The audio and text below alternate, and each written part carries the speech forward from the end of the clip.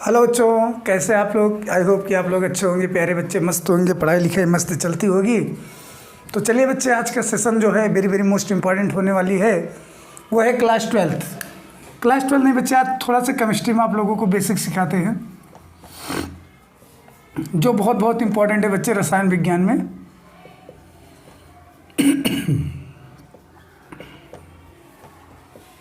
क्या क्या करना बेटा, इसके बारे में आज हम लोग 3 टॉपिक लेकर के आए और तीनों टॉपिक क्लियर करते हैं बच्चे। सबसे पहले आपको सिखाएंगे परमाणु भार निकालना। ठीक है बच्चों, परमाणु भार निकालना यानी एटॉमिक मास निकालना सिखाएंगे कि एटॉमिक मास कैसे निकाला जाता है बेटा। ठीक है, एटॉमिक मास। उसके बाद आ जाएगा दूसरा का अणु भार बताएंगे बेटा। अणु भार के बारे में बताएंगे यानी मॉलिक्यूलर मास के बारे में बताएंगे कि मॉलिक्यूलर मास कैसे निकाला जाता है। और थर्ड पॉइंट आ जाता है बेटा तुल्यांकी भार। ठीक है, थर्ड पॉइंट क्या आ जाता है, तुल्यांकी भार। इसको बोलते हैं इक्विवेलेंट मास। ठीक है, ये याद रखिएगा बेटा, बहुत पूछा जाता है। ये तीनों बहुत पूछे जाते हैं किसी भी कंपटीशन एग्जाम में बच्चे, ये आ जाते हैं। वैसे भी एग्जाम में पूछा जाता है। अगर आप केमिस्ट्री में ये सब नहीं जानते हैं तो बच्चे क्या हो सकते हैं, बहुत दिक्कत हो सकती है आपको। ये बच्चे जो होता है ये हमें मिलने वाला है 9 to 12, कहीं भी मिलेगा 4 साल में बेटा। आपको कहीं ना किसी क्लास में हर जगह मिलता रहेगा, इसका यूज होता रहता है, क्योंकि यही होता है बच्चे सबसे बेसिक। अगर आप इनको नहीं जानते हैं तो समझ लीजिए कुछ नहीं जानते हैं। ठीक है, तो चलिए उनमें से हम स्टार्ट करते हैं अपनी क्लास को फटाफट। तो सबसे पहले हम दिखाएंगे आपको परमाणु भार निकालना कि कैसे निकाला जाता है बेटा परमाणु भार। ठीक है, परमाणु भार के बाद फिर हम लोग क्या सीखेंगे, परमाणु भार के बाद फिर हम लोग सीखेंगे कि अणु भार कैसे निकाला जाता है। ठीक है, उसके बाद बच्चे क्या होता है फिर तुल्यांकी भार जानेंगे। इन सब के बारे में हम क्या करेंगे, एक एक करके हम लोग सीखते हैं। चलिए ठीक है बच्चों, देखते हैं समझते हैं। चलिए, तो पहला देखिए परमाणु भार। देखिए परमाणु क्या होता है, परमाणु क्या होता है, तो बच्चे सब कहा जाता है कि परमाणु सर्वा होता है जो अणुओं की इकाई होती है। किसकी इकाई, अणुओं की इकाई को क्या बोलते हैं, परमाणु कहते हैं। अणुओं की इकाई को क्या बोला जाता है बच्चे, परमाणु कहते हैं। ठीक है, परमाणु होता है जिसका एक स्थान होता है। ठीक है, जिसका भार निकाला जाता है, जिसमें भार होता है, वो सब क्या कहलाते हैं, परमाणु होते हैं। ठीक है, चलिए, जिनमें आयतन होता है। अब भैया हम लोग क्या करेंगे, परमाणु भार। तो सबसे पहले हम लोग भाई थोड़ा सा जानेंगे परमाणु भार क्या होता है, परमाणु भार कैसे निकालोगे। तो परमाणु के कुछ नाम जानेंगे और आपको बच्चे वहाँ पे क्या है परमाणु की ट्रिक भी बताया बेटा कि कैसे आप परमाणु याद करोगे। तो सबसे पहले भैया परमाणुओं को क्या कर लेना बेटा, 1 से लेकर के 30 तक याद कर लो। ट्रिक बताए हैं, परमाणु याद होना चाहिए 1 से लेकर के 30 तक। याद होगा तभी आप निकाल पाओगे बेटा, नहीं तो नहीं निकाल पाओगे। इसलिए कोशिश करना कि परमाणु भार, बहुत परमाणुओं को नाम याद कर लो। अगर आप लोग 9th में हो तो 9 से बेटा 12th तक में भर में अगर एक बार पढ़ लोगे तो बच्चे आपको 12th तक काम देगा। तो इसलिए इसको बहुत बहुत ज़रूरी है बच्चे याद करना। ठीक है, चलिए अब अभी इसलिए बताया ना बेटा कि आज की जो क्लास होने वाला वो बहुत बेसिक होने वाला, क्योंकि बहुत इंपॉर्टेंट होगा। अगर आप 9 से 12th तक के बच्चे हैं तो आप ध्यान दीजिएगा, इसके बिना आप केमिस्ट्री में कुछ भी नहीं कर पाओगे। ठीक है, चलिए तो हम लोग देखते हैं, कुछ हम एग्जाम्पल ले लेते हैं और उनको समझाने की कोशिश करते हैं। जैसे हमारे पास बेटा कार्बन है, नाइट्रोजन है, ऑक्सीजन है। ठीक है, उसके बाद सोडियम आ जाएगा, फिर क्लोरीन आ जाएगा, फिर आ जाएगा आर्गन आ जाएगा, कुछ भी ले सकते हैं, पोटेशियम ले लो या कैल्शियम ले लो। ये इतने एलिमेंट लिए हैं। ठीक है, अभी हम एक आपको तरीका सिखा देंगे, बाकी आप लोग फटाफट खुद ही करते चले जाओगे। कैसे निकाला जाएगा ये सीखिए। देखिए सबसे पहले बच्चे परमाणु भार निकालने के लिए 2 चीज़ जानना जरूरी होता है, 2 पॉइंट है। क्या 2 पॉइंट जानोगे, इनका परमाणु क्रमांक क्या होता है। पहली चीज़ सबको पता होना चाहिए, ना 30 तक याद करो बेटा, तो कम से कम 1 से 10 तक तो जरूर, 120 तक तो जरूर याद कर लो। क्यों, क्योंकि 120 तक भर में परमाणु भार पूछा जाता है। इसके बाद बहुत कम ही आता है परमाणु भार निकालने के लिए। परमाणु भार निकालने के लिए मात्र आपको 120 तक तत्वों को याद करना है। ठीक है, तो इसलिए कह रहे हैं, आप ट्रिक बताए बच्चे, हमारे चैनल पे जाएंगे तो आपको वहाँ पे ट्रिक मिला है, प्लेलिस्ट में जाएंगे तो वहाँ पे सब बनाएं। फटाफट इनका क्या करिएगा, आप तैयार कर लीजिए। चलिए सीखते हैं। पहला पॉइंट देखिए, अगर सम संख्या होगी तो कौन सी संख्या बेटा? पहले सम संख्या के लिए अगर सम संख्या मिले, जैसे मान लीजिए इसका 6 परमाणु क्रमांक होता है, इसका 7 होता है, इसका 8 होता है, इसका 11 होता है, इसका 17 होता है, इसका 19 होता है, इसका 20 होता है। ठीक है, ये सब दिए हैं, ये सब इनके परमाणु क्रमांक हैं। ठीक है, तो क्या करोगे? अगर सम संख्या है तो सम संख्या में परमाणु क्रमांक लिखोगे, उसका परमाणु क्रमांक कितना होता है सम संख्या का? ठीक है, यानी एटॉमिक नंबर लिखोगे इंटू, बेटा इंटू क्या कर दोगे? 2 कर दोगे। ठीक है, याद रखिएगा। जैसे मान लीजिए कोई सम संख्या आया, सम संख्या का परमाणु क्रमांक आया, तो उसमें क्या करोगे बच्चे? आप सबसे पहले उनका परमाणु क्रमांक लिख दोगे। क्या लिखोगे? परमाणु क्रमांक, यानी सम संख्या का परमाणु क्रमांक। 1 मिनट में परमाणु भार यहाँ लिख लो, परमाणु भार लिख लो, यहाँ पे लिख लो सम संख्या का परमाणु क्रमांक, सम संख्या परमाणु क्रमांक।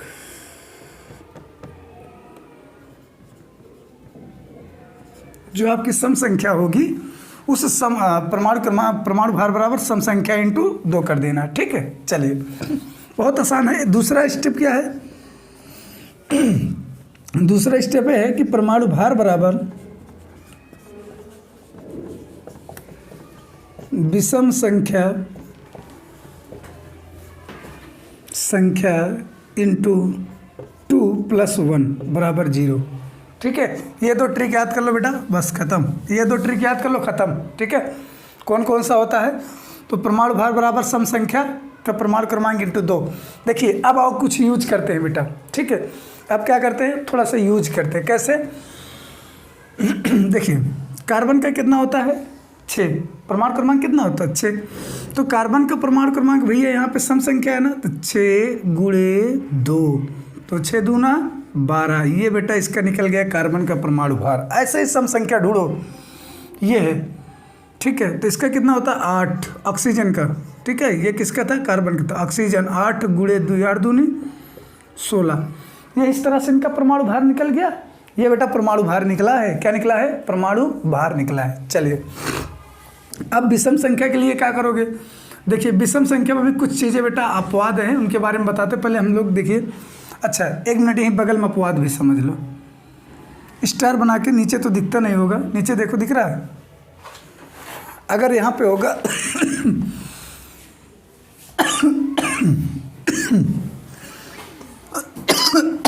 सॉरी बच्चों, चलिए देखते हैं। अब कुछ अपवाद हैं, इस अपवादों को याद रखिएगा 1 से लेकर के 20 तक में बेटा। कौन कौन से होंगे? हाइड्रोजन तो है ही है। ठीक है, हाइड्रोजन तो है ही। हाइड्रोजन के बाद लिथियम, फिर आ जाता है बच्चे नाइट्रोजन। ठीक है, हाइड्रोजन, लिथियम, नाइट्रोजन। उसके बाद आ जाएगा फ्लोरीन।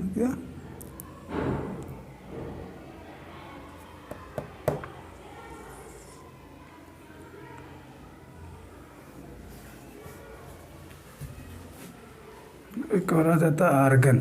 ठीक है, ये इतना है बेटा। ये सब अपवादे होते हैं, इनको क्या करना है? थोड़ा सा इनको हम लोग क्या करेंगे? याद रखेंगे इनका क्या होता है बेटा। ठीक है, बहुत ज़रूरी है इनको याद रखना। देखिए इसका तो बच्चे 1 होता है, इसका अणु भार क्या होता है? 1 होता है परमाणु भार। इनको 5 को याद रख लीजिएगा। इनका क्या होता है? तो इनका देखिए, इनकी लिथियम कितना होता है? Hydrogen, helium, lithium. लिथियम 3 दूना 6 होना चाहिए था ना, लेकिन इसका 6 नहीं होता बच्चे। इसका कितना होता है? 5 होता है।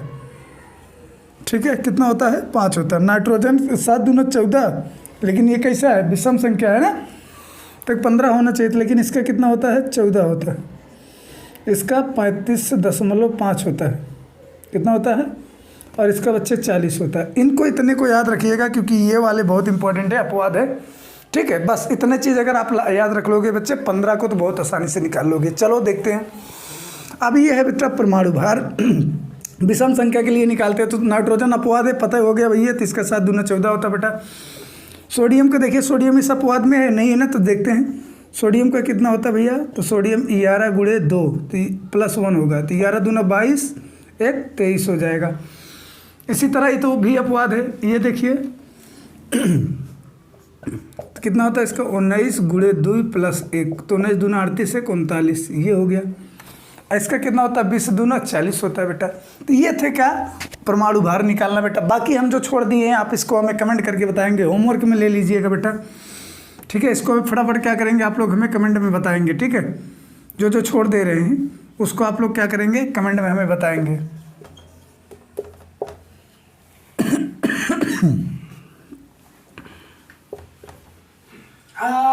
ठीक है, चलिए। तो बेटा ये आपको दिए हैं होमवर्क, इसको क्या करेंगे इन सबको होमवर्क हमें बताएंगे कैसे इनको सॉल्व करना है।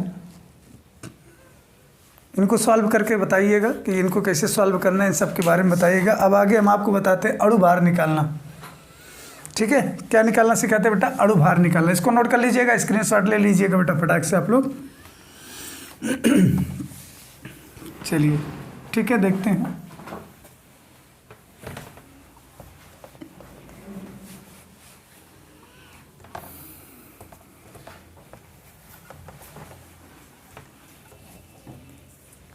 चलिए अब देखते हैं बच्चे अणु भार निकालना बेटा। दूसरा का पॉइंट हो जाता अणु भार कैसे निकाला जाएगा, इसके बारे में जानते हैं।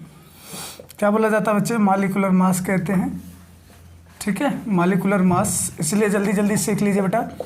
जो कई परमाणुओं से मिलकर के बने होते हैं उसे अणु कहते हैं। कई परमाणुओं से मिलकर जो बने होते हैं बच्चे, किससे, कई परमाणु से जो मिलकर के बने होते हैं उसे क्या कहते हैं, अणु कहते हैं, ठीक है। कई परमाणुओं से मिलकर के बने होते हैं, यानी परमाणुओं के समूह को हम लोग क्या कहते हैं, अणु कहते हैं, याद रखिएगा बेटा, ठीक है। अब उसे अणुओं को बाहर निकालना, तो जैसे भैया मान लीजिए हाइड्रोजन प्लस ऑक्सीजन ये दो अणु मिला तो क्या बन गया, H2O मिल गया, बन गया ना, ठीक है। क्या बन गया बेटा, H2O,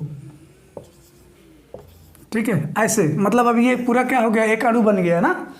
तो ये हाइड्रोजन ये यही से सब बताना बच्चे। तो ये एक प्रकार के क्या है, अणु है। तो H2O इनका निकालना है, और NaCl का निकालना है बेटा, H2SO4 का निकालना है, C6H12O6 का निकालना है, C3C12H22O11 का निकालना है, ठीक है। ये सारे एग्जाम्पल्स मिले हैं, इनका हमें क्या करना है, ये इतने मिले बच्चे, इतना ज़्यादा पूछा जाता, बाकी आप भी किसी का भी निकाल सकते हो, लेकिन आप इतने में एग्जाम्पल में सीख लीजिए क्योंकि बहुत ज़रूरी है। चलिए इनको निकालने के लिए सबसे पहले हम लोग क्या करेंगे बेटा, अणु भार निकालने के लिए। तो ध्यान दीजिएगा, अणु भार निकालने के लिए सबसे पहले आप क्या करना चाहिए, परमाणु भार पता होना चाहिए आपको। जब तक आपको परमाणु भार नहीं पता होगा तब तक अणु भार नहीं निकलेगा, याद रखिएगा। जब तक आपको परमाणु भार नहीं पता होगा तब तक अणु भार नहीं निकाल पाओगे। तो अभी पता है कि सर हाइड्रोजन का अणु भार 1 होता है, ठीक है। 1 गुणे जितना बार बच्चे इसके नीचे रहता है उतना बार मल्टीप्लाई करना पड़ता है, 1 × 2 प्लस, और ये ऑक्सीजन है, ऑक्सीजन के कितना होता है, 16 होता है। अणु भार कितना होता है, 16 होता है। अभी पीछे बताया ना परमाणु भार कितना होता है, 16 होता है। तो 1 × 2 प्लस है। अब यहाँ कहोगे सर प्लस क्यों लगा दिए अपने आप से, तो बेटा ये हाइड्रोजन और ऑक्सीजन दोनों जुड़ रहे हैं। इंटू क्यों लगा, क्योंकि हाइड्रोजन 1 है, इसके नीचे कितना है, 2 है, इसलिए × 2 लगा। और यहाँ पे प्लस लगा करके क्या करेंगे, ऐड कर देंगे। तो 2 × 2, तो 2 + 16 कितना आ जाएगा, 18 आ जाएगा। कितना आ जाएगा, 18। आई बात समझ में।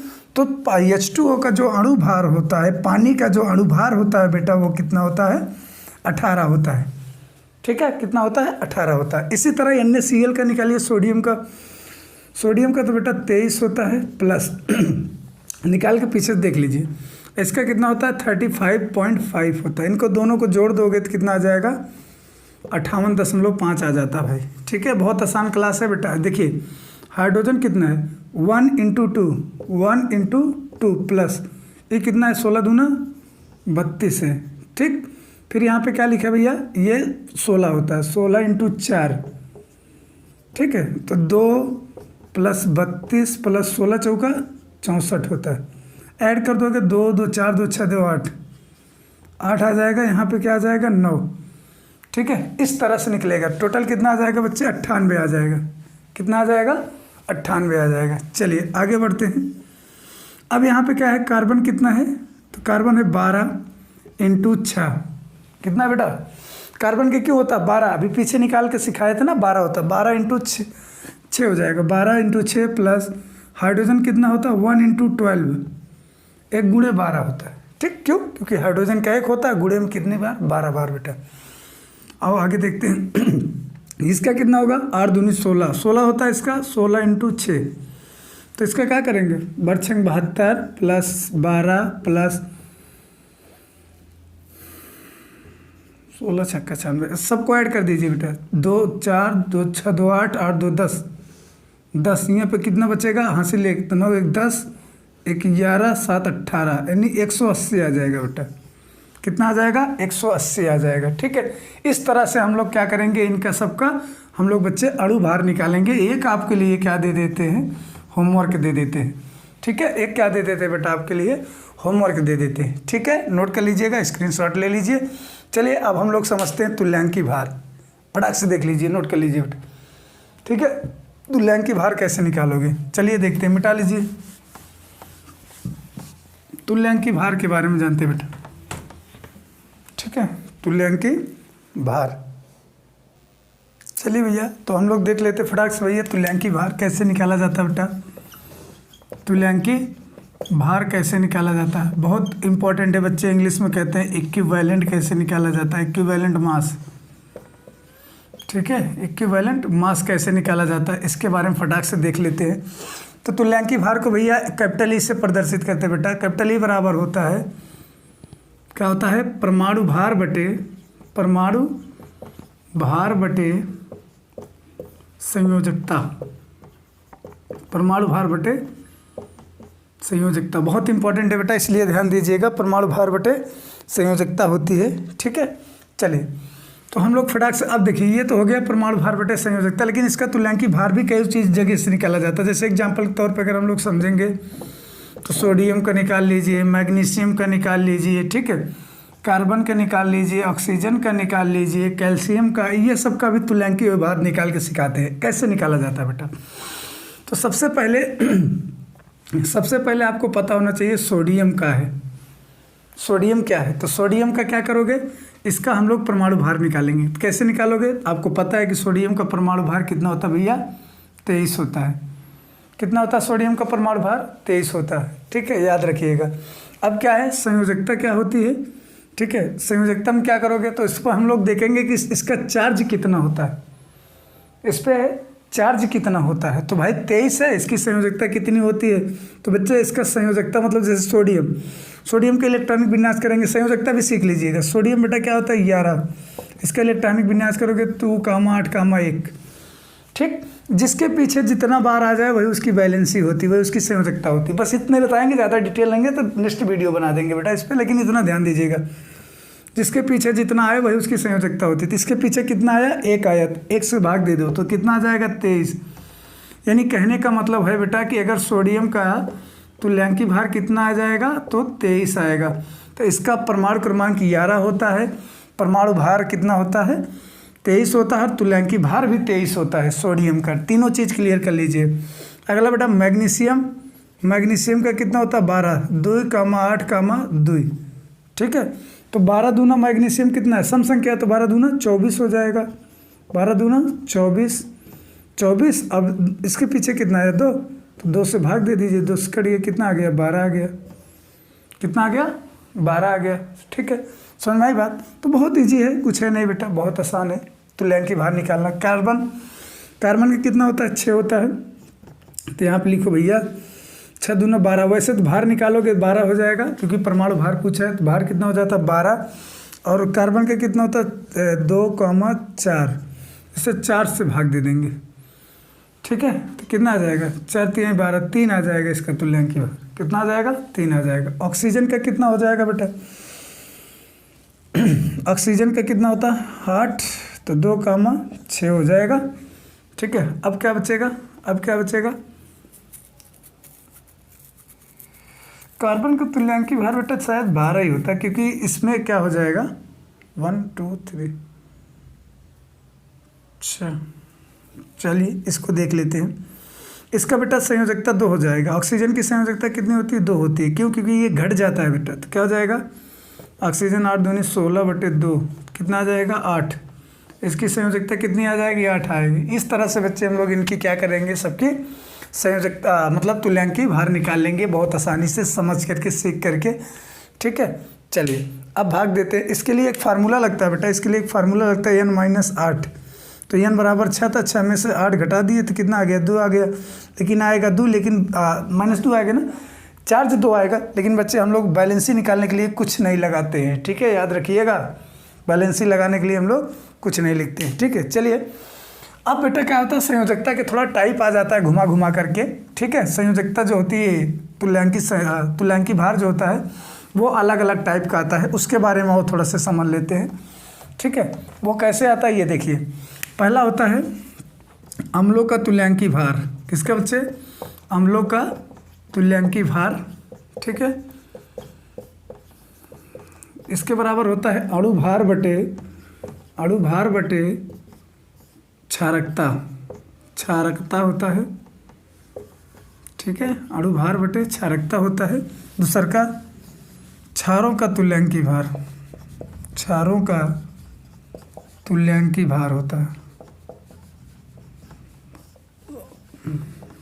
क्या होता है इसके बराबर भाई? इसके बराबर होता है अणु भार बटे अम्लता। इसका उल्टा होता बच्चे, नहीं तो आप लोग उल्टा करके चले आओ। ये क्षारकता होती है, अम्लता होती है। चलिए अम्ल में ले लेते, जैसे बेटे HCl हो गया, H2SO4 हो गया, हाँ HNO3 हो गया। इतने लोग के ज़्यादा इंपॉर्टेंट है, इसलिए इंपॉर्टेंट के ज़्यादा बताते हैं। जैसे HCl है, इसका पूछ लिया कि इसका क्या करना है, आपको तुल्यांकी भार निकालना है। तो सबसे पहले इसका अणु भार आपको निकालना। तो 1 प्लस इसका कितना होता है? 35.5 होता है। तो ऐड कर दोगे तो कितना आ जाएगा? 36.5 आ जाएगा, यानी 36.5 आएगा। तो यहाँ पर लिख लेना HCl बराबर 36.5। ठीक है, बटे क्षारकता कैसे निकालोगे? तो बेटा HCl जो है, इस HCl को हम लोग तोड़ेंगे तो कैसे टूटेगा? H प्लस और प्लस Cl माइनस में। तो कितना बार H प्लस टूटा? जितना बार H प्लस आए वही आपकी क्षारकता होती है। तो बेटा यहाँ पे क्षारकता एक बार आई तो 1 से भाग दे दोगे तो 36.5 आ जाएगा। कितना आ जाएगा? 36.5 आ जाएगा। ठीक है, अगला दूसर का क्या है?